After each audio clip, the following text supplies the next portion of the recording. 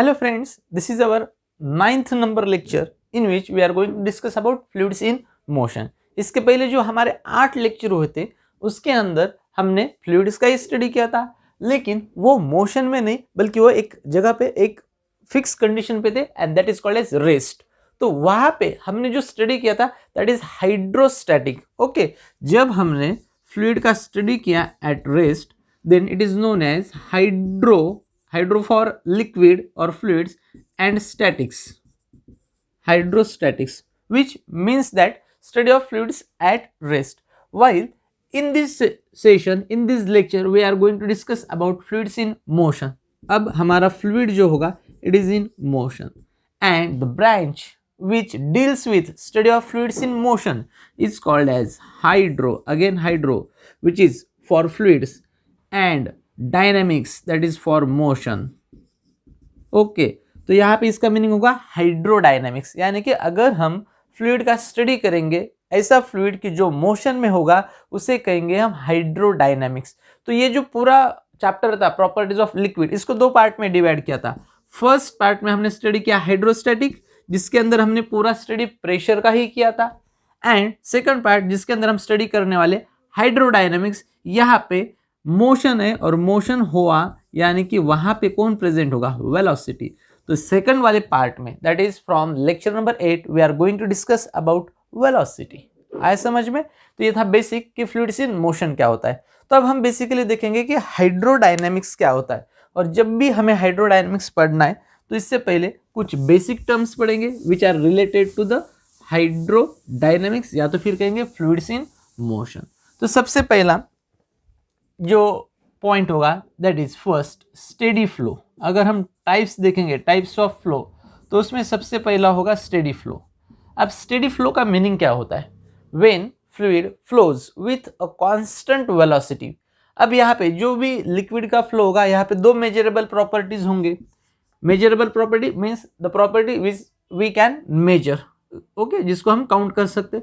तो फर्स्ट है pressure and second है वेलोसिटी, और दोनों प्रॉपर्टी एक दूसरे से इंटर रिलेटेड है। ओके, अब स्टेडी फ्लो होगा तो स्टेडी फ्लो के अंदर प्रेशर या तो फिर आप वेलोसिटी काउंट करते हो at any point. Okay, if you are going to count velocity और pressure at any point during the flow, तो वो हमें कांस्टेंट मिलेगा, वो हमें कांस्टेंट मिलेगा। Constant and zero are different things. बहुत से बार आपको लगेगा कि स्टेडी फ्लो मींस वेलोसिटी वहां पे जीरो होगा, ऐसा नहीं होता भाई। अगर वेलोसिटी जीरो होगा तो फ्लो ही नहीं होगा, और फ्लो नहीं होगा तो ये हाइड्रोडायनेमिक्स नहीं रहेगा। ओके, तो most important part steady flow. Steady flow में या तो प्रेशर या तो फिर velocity and both are remains constant at particular point. Okay, समझो यहाँ पे हम एक सेक्शन कंसिडर करेंगे, इट इज पाइप, और यहाँ पे कोई पॉइंट है, समझो ये वाला सर्कल कंसिडर कर लेंगे, यहाँ पे एक सेक्शन कंसिडर कर लेंगे, ये वाला सेक्शन कंसिडर कर लो ए, और यहाँ पे अनदर सेक्शन कंसिडर करेंगे बी। हमने इस पाइप के अंदर दो सेक्शंस कंसिडर किए, और इससे क्या पास हो रहा है, समझो इससे कुछ फ्लूइड जो है ये फ्लूइड पास हो रहा है लाइक दिस। अब ये टर्म देखेंगे स्टेडी फ्लो क्या होता है। समझो ये वाला जो सेक्शन है फर्स्ट ए, इसके अंदर ऐसे कुछ पार्टिकल्स होंगे, लिक्विड पार्टिकल्स। समझो यहाँ पे n number of liquid particles है। ओके, और हमने यहाँ से टाइम काउंट किया, time t equals to 0, and after particular time same number of particles अगर सेक्शन बी से पास होते हैं same, okay, in time t equals to, समझो कुछ टाइम लगा t, ओके, यहाँ पे T1 T2 या तो फिर कुछ सेकंड्स कंसिडर कर लो 10 सेकंड। ओके, 10 सेकंड में फिर सेक्शन बी से अगर उतने ही पार्टिकल पास हो रहे हैं, इसका मतलब जो वेलोसिटी ये वाले पार्टिकल का है वही वेलोसिटी इसका है, वही वेलोसिटी ये पार्टिकल का है, यानी कि हर पार्टिकल का वेलोसिटी हमें क्या मिला, इक्वल। अगर हर पार्टिकल का वेलोसिटी इक्वल हुआ तो ही जो पार्टिकल ए को क्रॉस करेंगे उतने ही पार्टिकल सेक्शन बी को क्रॉस करेंगे। ओके, तो ये वाले केस में हमने देखा कि इस केस में जो वेलोसिटी था वो वेलोसिटी क्या हुआ, कांस्टेंट। ओके, अब प्रेशर, जो प्रेशर पॉइंट इस पॉइंट के ऊपर होगा वही प्रेशर ई वाले पॉइंट पे होगा। यानी कि इस केस में प्रेशर भी क्या रहने वाला है, कांस्टेंट, क्योंकि दोनों का हाइट क्या है, सेम। इस केस में उनका डायरेक्शन एंड वेलोसिटी क्या हुई, कांस्टेंट। तो ऐसे फ्लो को बेसिकली हम कहेंगे steady flow. Okay, so steady flow means a flow of liquid in which the velocity और pressure of a particle at particular point remains constant at any point with respect to time, at any point with respect to time remains constant is called as steady flow। तो ये था सबसे पहला steady flow। अब देखेंगे second वाला point, इसका opposite, that is unsteady flow. बहुत आसान है, अनस्टेडी फ्लो, जो स्टेडी नहीं है उसे क्या कहेंगे हम, अनस्टेडी फ्लो। ओके, बहुत सी बार कहा जाता है कि स्टेडी कंडीशन होना चाहिए जिंदगी में, स्टेडी कंडीशन होना चाहिए मीन्स कांस्टेंट होना चाहिए, और यहाँ पे हमने लिखा अनस्टेडी फ्लो, यानी कि अगर कोई भी फ्लो होता है और उसके अंदर प्रेशर एंड वेलोसिटी अगर कांस्टेंट नहीं है तो उस फ्लो को हम कहेंगे unsteady flow. Simply for steady flow P equals to V equals to C, and for unsteady flow pressure is not equals to velocity is not equals to constant। Okay, तो ये basic दो conditions होंगे, steady flow and unsteady flow. अब basic line होगा, sorry basic point होगा third वाला point, that is flow line. अब देखेंगे फ्लो लाइन क्या होता है। थर्ड पॉइंट होगा फंडामेंटल्स में flow line. Okay, simple point है flow line. Flow lines means जो भी फ्लो होगा उसका लाइन। ओके, सिंपल यहाँ पे देखेंगे तो इस लाइन को हम कन्वर्ट कर देंगे, that is path, path of flowing particle. Okay, flow कौन होने वाला है, पार्टिकल फ्लो होने वाला है, और पार्टिकल से क्या बना है, liquid. So path of flowing particle. Okay, जो पाथ फ्लो होने वाला पार्टिकल ट्रैवल करने वाला है उस पाथ को फ्लो लाइन कहा जाता है, उसी पाथ को क्या कहा जाता है, flow line. So flow line is the path travel by a particle, the path travel by a liquid particle is called as flow line.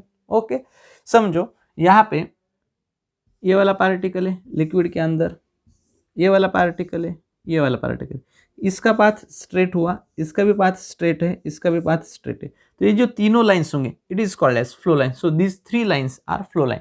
समझो अगर यहाँ पे कोई पार्टिकल है और वो इस डायरेक्शन में जा रहा है तो इसका फ्लो लाइन ये होगा, यानी कि एक फ्लो लाइन दूसरे फ्लो लाइन को क्रॉस कर सकता है। ओके, ऐसा कुछ कंपलसरी नहीं है कि तीनों फ्लो लाइन्स एक ही डायरेक्शन में होना चाहिए, ये पार्टिकल जिस डायरेक्शन में मूव होगा उसके ऊपर ये डिपेंड हो सकता है कि उसका फ्लो लाइन क्या है। सो ये था बेसिक टर्म फ्लो लाइन क्या है। ठीक है, अब नेक्स्ट टर्म हम देखेंगे that is flow tube. Flow tube क्या होता है एंड स्ट्रीम लाइन क्या होता है। सो पहले हम देखेंगे स्ट्रीम लाइन, फोर्थ वाला पॉइंट कि what is mean by stream line. Now fourth basic point is stream line. Same meaning apply करेंगे, line means path and stream along the path is called as stream line. तो अब देखो इसका exact meaning and concept क्या होता है। समझो हमारे पास कोई फ्लूइड है and this fluid is flowing like this, और यहाँ पे जो फ्लो होगा वो हमने कंसिडर किया स्टेडी फ्लो। ओके, हमने कंसिडर किया स्टेडी फ्लो। जब हम स्टेडी फ्लो कंसिडर करते हैं तो ये उसका डायरेक्शन समझो, ये वाला जो पार्टिकल हमने कंसिडर किया तो इसकी ये डायरेक्शन हो गई। यहाँ पे जो दूसरा पार्टिकल कंसिडर करेंगे उसका डायरेक्शन, थर्ड पार्टिकल अगर हमने कंसिडर किया तो उसका अगर हम पाथ ड्रॉ करेंगे तो कुछ इस तरह का पैटर्न बनेगा। ओके, अगर और हम कुछ लाइंस बनाएंगे तो हमें एक यूनिक पैटर्न दिखाई देगा like this. So this pattern is called as stream line. यहाँ पे जो यूनिक पैटर्न बना इसी को हम कहते हैं stream line, that is the stream along the path. तो ये पूरा पाथ है और इसके अलोंग ये जो वाटर है, जो लिक्विड है, उसका स्ट्रीम पूरा जा रहा है। So it is called as stream line. Okay, तो ये स्ट्रीम लाइन कॉन्सेप्ट क्लियर हो गया। अब इसके बाद नेक्स्ट जो पॉइंट होगा that is flow of tube. Okay, तो हम नेक्स्ट पॉइंट देख लेंगे, sorry tube of flow, tube of flow. Okay, तो समझो सेम पॉइंट, हमारे पास कोई लिक्विड फ्लो हो रहा है और इस लिक्विड में हमने एक पर्टिकुलर एरिया कंसीडर किया। ओके, ये तो पूरा पाइप होगा, उसमें से कुछ सेक्शन हमने कंसीडर किया, यहाँ पे कुछ सरफेस एरिया कंसीडर किया, समझो एस। अब यहाँ पे जो हमने सरफेस एरिया कंसीडर किया इट इज सर्कुलर। तो इस पेरीफेरी के ऊपर से अगर हम यहाँ पे हमारा लाइन ऑफ पाथ ड्रॉ करेंगे जिस भी डायरेक्शन में होगा, तो वो लाइन ऑफ पाथ कुछ इस तरह से आपको दिखाई देगा। हर पॉइंट से जितने भी पॉइंट्स होंगे इस ट्यूब के ऊपर, सॉरी इस सर्कल के ऊपर, तो वहाँ से हमें ऐसे लाइंस ड्रॉ करना होगा। तो हमें दिखाई देगा कि वहाँ पे एक स्ट्रक्चर बन रहा है and that structure is like a tube, वो एक ट्यूब की तरह दिखाई दे रहा है। So it is called as tube of flow. तो उस स्ट्रक्चर को हम कहेंगे ट्यूब ऑफ फ्लो। यानी कि बेसिकली क्या है कि हमने एक पर्टिकुलर एरिया कंसीडर किया और उस एरिया से जितना लिक्विड का फ्लो होगा उस लिक्विड के फ्लो को बेसिकली कहेंगे ट्यूब ऑफ फ्लो। तो ये था basic concept tube of flow. अब इस स्ट्रीम लाइन में अगर हम कहीं पे भी इस पाथ को टेंजेंट ड्रॉ करते हैं, टेंजेंट, तो वो जो टेंजेंट होगा वो टेंजेंट जो लिक्विड का फ्लो है उस फ्लो का डायरेक्शन इंडिकेट करेगा। डायरेक्शन इंडिकेट करने वाला है फ्लो का। अगर हमें किसी भी फ्लो का डायरेक्शन निकालना होगा तो जो स्ट्रीम लाइन होगा उस स्ट्रीम लाइन को टेंजेंट ड्रॉ करेंगे and that tangent indicates the direction of flow. अब जब स्टेडी फ्लो होगा और यहाँ पे जो स्ट्रीम लाइन बना है, तो इस केस में stream line and velocity both are in same direction. अगर स्टेडी फ्लो हो रहा तो both are in same direction. तो ये एक बेसिक पॉइंट बचा था जो अब हमने यहाँ पे कवर कर लिया। So these are the basic points.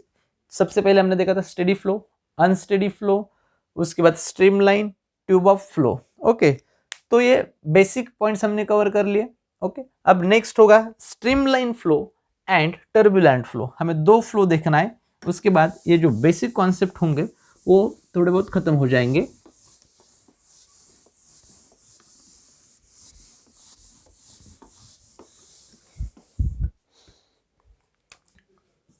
So now next is streamline flow. Streamline अलग एंड स्ट्रीमलाइन फ्लो, दोनों कंडीशंस, दोनों डेफिनेशंस अलग अलग। So this is our 6 point streamline flow. Okay, simple कहा जाए तो जो स्टेडी फ्लो होता है, स्टेडी फ्लो, उसी स्टेडी फ्लो को बेसिकली कहा जाता है स्ट्रीमलाइन फ्लो। लेकिन इसके लिए कुछ कंडीशंस है। ओके, इसके लिए कुछ कंडीशंस है। अब स्टेडी फ्लो में क्या कहा था हमने कि अगर किसी भी लिक्विड का वेलोसिटी कांस्टेंट होता है तो उसे क्या कहेंगे, स्टेडी फ्लो। उसी तरह से स्ट्रीमलाइन फ्लो में अगर वेलोसिटी कांस्टेंट रहा लिक्विड का तो उस फ्लो को बेसिकली कहा जाता है स्ट्रीमलाइन फ्लो। अब इस केस में जितने भी पार्टिकल्स होंगे हर पार्टिकल का वेलोसिटी कांस्टेंट होता है। ओके, तो ये बेसिक डेफिनेशन था। अगर हम इसका एग्जाम्पल देखेंगे स्ट्रीमलाइन फ्लो का, तो इस केस में एग्जाम्पल होगा river flowing in summer. Okay, अब हम यहाँ पे जो देख रहे हैं कि हम समर का सीजन देख रहे हैं या तो फिर विंटर का सीजन लिया तो भी चलेगा। ओके, अगर किसी रिवर के पास उसका खुद का लिक्विड होता है इन समर, तो वो जो फ्लो होता है वो फ्लो ऐसे शांत फ्लो होता है, एक ही स्पीड से फ्लो होता है। तो उस वक्त उस फ्लो को कहते हैं स्ट्रीमलाइन फ्लो। वहाँ पे लहरें आती नहीं, वो एक स्टेबल वेलोसिटी से फ्लो होता रहता है, तो उसको कहेंगे स्ट्रीमलाइन फ्लो। लेकिन अगर जो पूर आने के बाद जो सिचुएशन होता है ड्यूरिंग द फ्लड्स, तो वो वाला केस स्ट्रीमलाइन में नहीं आने वाला। Okay, so river flowing in summer या तो फिर विंटर लिया तो भी चलेगा, कुछ प्रॉब्लम नहीं है। लेकिन सिर्फ आप रेनी सीजन में नहीं ले सकते, क्योंकि रेनी सीजन में जब भी रिवर फ्लो होता है तो उसके अंदर वाटर ज़्यादा होता है और हर पार्टिकल का वेलोसिटी अलग अलग होता है। सो ये था basic example of streamline flow. अब नेक्स्ट होगा टर्बुलेंट फ्लो। ओके, लास्ट वाला पॉइंट टर्बुलेंट फ्लो। अब ये जो स्ट्रीमलाइन वाला फ्लो है, इसके अंदर हमने देखा था कि वेलोसिटी कांस्टेंट है, लेकिन जैसे ही ये वेलोसिटी चेंज होगा तो एक पार्टिकल दूसरे पार्टिकल को क्रॉस कर देगा, एक पार्टिकल दूसरे पार्टिकल के साथ कोलाइड हो जाएगा और उस वक्त डेवलप हो जाएगा turbulence. Okay, and that flow is called as turbulent flow. अब ये दोनों फ्लो जो है, ये दोनों फ्लो एक पैरामीटर के ऊपर डिपेंड है and that is called as velocity. That parameter is called as velocity and that velocity is specifically known as critical velocity। critical velocity यानी कि उसे हम डिनोट कर लेंगे vc से। critical velocity is denoted by vc। दोनों flow को differentiate करने वाला पैरामीटर है vc। अगर हमें फ्लो आइडेंटिफाई करना होगा कि स्ट्रीमलाइन है या टर्बुलेंट है, तो उसके लिए हमें उस फ्लो का वेलोसिटी पता होना जरूरी है। अगर वेलोसिटी क्रिटिकल वेलोसिटी से कम रहा तो वो फ्लो स्ट्रीमलाइन होता है। एंड सेकंड थिंग, जो क्रिटिकल वेलोसिटी है उससे अगर ज्यादा वेलोसिटी रहा फ्लो का, then that flow is called as turbulent flow. Simply अगर डेफिनेशन लिखा जाए in another language, then it is defined as a flow in which the velocity of liquid is less than critical velocity, then it is called as streamline flow. And in streamline flow, velocity remains the constant. Otherwise, if velocity is greater than streamline flow, then the flow is called as turbulent flow. That is example, flow of liquid during the floods. जब भी floods आते हैं तो उस case में जो flow होगा liquid का, it is called as turbulent flow. अब ये जो पूरा फ्लो होगा ये एक नंबर के ऊपर भी डिपेंड होता है, that is called as Reynolds number. Reynolds number, तो इसको हम सिंपली यहाँ पे बता देता हूँ। अगर स्ट्रीमलाइन फ्लो रहा तो ये जो रेनॉल्ड्स नंबर होगा R N, it is less than 1000, less than 1000। ये एक नंबर है, उसको भी हम देखेंगे कि रेनॉल्ड्स नंबर अगर 1000 से लेस होता है then it is streamline flow and that is steady flow. लेकिन अगर Reynolds number R N is greater than 2000, 2000 से भी ज़्यादा हुआ तो उस वक्त जो फ्लो होगा it is turbulent flow. And third case कि अगर फ्लो 1000 एंड 2000 के बीच में होगा then it is called as unsteady flow. Unsteady flow कि जिसके अंदर वेलोसिटी कांस्टेंट नहीं होगा उसे कहेंगे अनस्टेडी फ्लो। तो ये बेसिक पॉइंट्स थे जो हमने कवर कर लिए। Streamline flow, turbulent flow, unsteady flow in the format of Reynolds number and compare with critical velocity. Now, critical velocity and Reynolds number. The streamline flow which gets converted into a turbulent flow at a particular velocity called as critical velocity. So critical velocity की definition क्या है कि critical velocity VC एक ऐसा velocity है कि जहां पे स्ट्रीमलाइन फ्लो कन्वर्ट हो जाता है टर्बुलेंट फ्लो में and the velocity is known as critical velocity. तो इसके लिए एक बेसिक फॉर्मूला है, इसका डेरिवेशन तो हमें सिलेबस में नहीं है, सिर्फ इसका एक बेसिक फॉर्मूला है। Critical velocity equals to R N, that is Reynolds number, into eta. Eta is known as coefficient of viscosity divided by density of that liquid and diameter. Okay, so critical velocity अगर हमें find out कर रहे हैं, so critical velocity equals to Reynolds number into coefficient of viscosity divided by rho into d. Okay, अब यहाँ से जो Reynolds number है it is purely a number, so it is unitless quantity. So Reynolds number Rn equals to formula हो जाएगा critical velocity into rho d divided by eta, that is coefficient of viscosity. तो यहाँ पे Reynolds number है, इसका formula यहाँ से हम कैलकुलेट कर सकते हैं। यहाँ पे जो रेनॉल्ड्स नंबर आएगा, रेनॉल्ड्स नंबर जो भी आएगा इसके तीन कंक्लूजन्स निकल सकते हैं। If Reynolds number is less than 1000 then flow is streamline. Second, Reynolds number is greater than 2000 then flow is turbulent, जो हमने अभी अभी देखा था। And if Reynolds number is in between 1000 and 2000 then flow is unsteady. Okay, then flow is unsteady. So these are the basic points related to critical velocity and Reynolds number. तो इसमें आपको जो critical velocity है इसका formula and definition he learn करना होगा। Okay, so now we are going to discuss about the most important point, that is viscosity. यहाँ तक तो हमने पूरे बेसिक पॉइंट्स ही पढ़ लिए थे, लेकिन अब जो इंपॉर्टेंट पॉइंट होगा उसे हमें पढ़ना है and that important point is viscosity. So देखेंगे कि विस्कोसिटी एग्जैक्टली क्या होता है। अगर हमें उसको समझना है तो बेसिक दो एग्जांपल्स हम कंसीडर करेंगे फॉर विस्कोसिटी।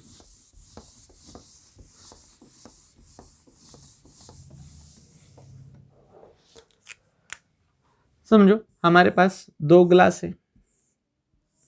फर्स्ट ग्लास में जो लिक्विड है it is water, okay, glass is full of water and second glass जिसके अंदर हम एक लिक्विड कंसीडर करेंगे। ओके, समझो इसके अंदर है कुछ सिरप है। ओके, जो भी मेडिसिन होता है उसके अंदर हमें जो सिरप दिया जाता है वो सिरप कंसीडर कर लो, या तो फिर इसके अंदर आप हनी भी कंसीडर कर सकते हो, कुछ प्रॉब्लम नहीं। अगर मैंने दोनों ग्लासेस को इन्वर्टेड कर दिया, ओके, इनको मैंने उल्टा कर दिया, तो दोनों से लिक्विड फ्लो हो जाएगा।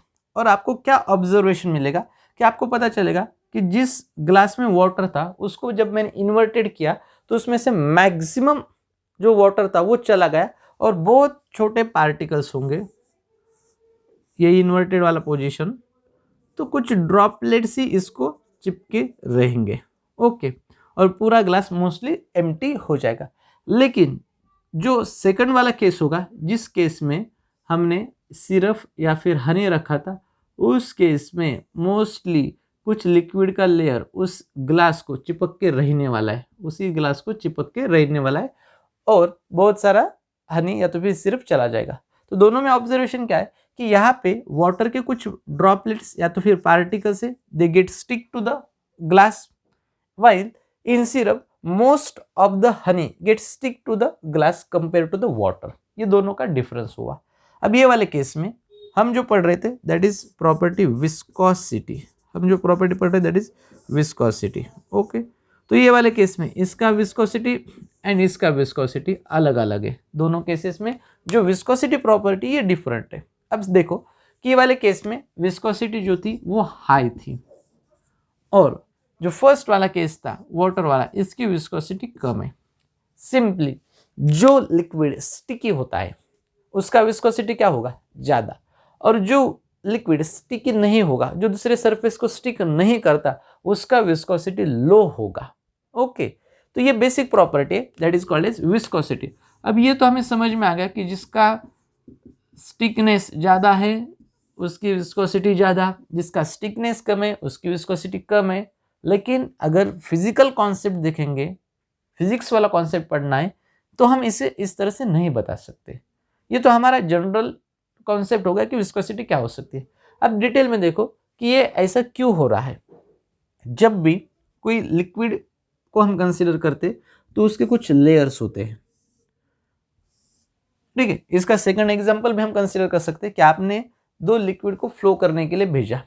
ओके, आपने एक ग्लास में से वाटर था, इसको आपने गिरा दिया, सेकंड में सिरप था या तो फिर उसको भी गिरा दिया, तो वाटर मैक्सिमम फ्लो होगा और सिरप जो है वो ज़्यादा फ्लो नहीं होगा, इसका स्पीड बहुत धीमा होगा।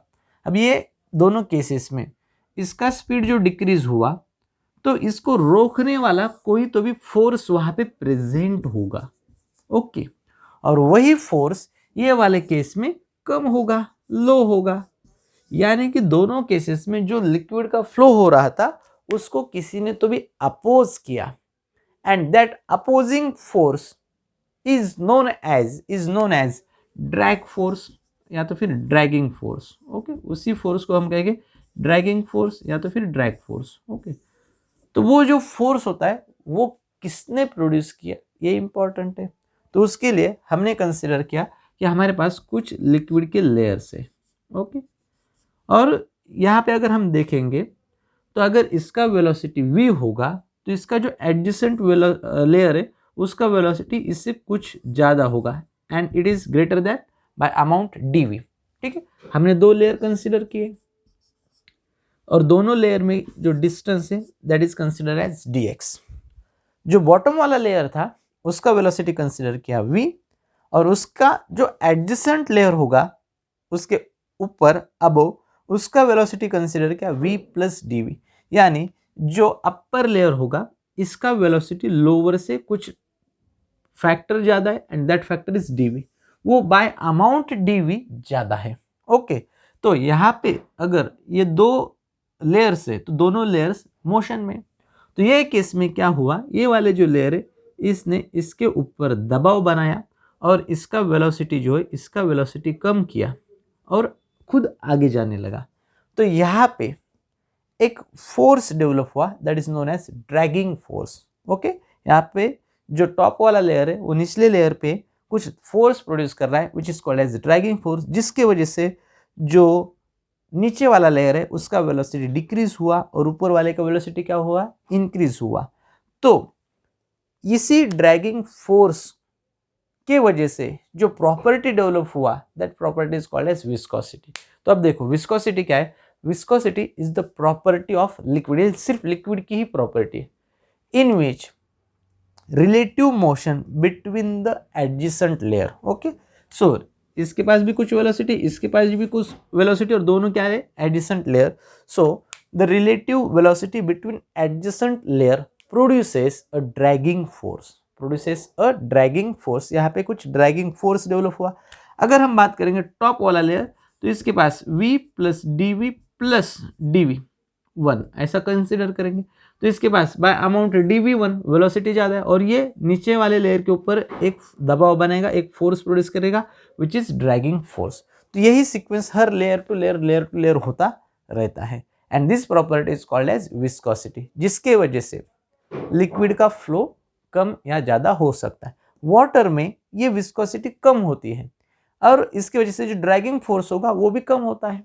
ओके, इसकी वजह से ड्रैगिंग फोर्स भी क्या होगा, कम होगा, इसलिए वो जल्दी से फ्लो करता है। लेकिन जो लिक्विड गाढ़ा होता है, जो स्टिकी लिक्विड होता है, उसके अंदर ये ड्रैगिंग फोर्स ज़्यादा प्रोड्यूस होता है और विस्कोसिटी उस केस में ज़्यादा होती है। और ये जो ड्रैगिंग फोर्स जो प्रोड्यूस हो रहा है, जो कम या ज़्यादा है, it depends on cohesive force of particle, cohesive force of particles.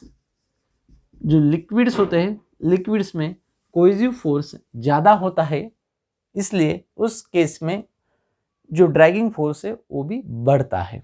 और गैसेस की बात करेंगे तो गैसेस में ये फोर्स कंसिडर नहीं किया होता। गैसेस में जब भी पार्टिकल्स एक दूसरे के साथ कोलाइड कर लेते तो वहीं पे वो एक दूसरे को ड्रैग कर लेते, इसलिए जब बात लिक्विड की होंगी तो वहाँ पे cohesive force of particle produce होगा, और फॉर गैसेस वहाँ पे जो कोलाइजन होगा उसके वजह से ड्रैगिंग फोर्स प्रोड्यूस होने वाला है। So these are the basic concepts related to the viscosity.